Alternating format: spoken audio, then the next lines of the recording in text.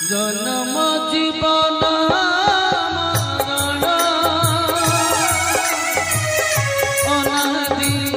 পরম কারণ তথাপি গড়ুছি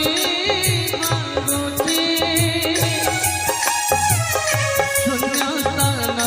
করি পুরাণ পাপ ধୋଇ ଯିବ পুণ্য মিলি জীব মরিগলা পরে স্বর্গকু জীব পাপ ধୋଇ ଯିବ পুণ্য মিলি জীব মরিগলা পরে স্বর্গকু জীব ଯିଏ ପଢୁଥିବ ଭାଗବତ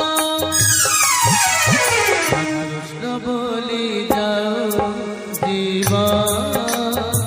କୃଷ୍ଣ ବୋଲି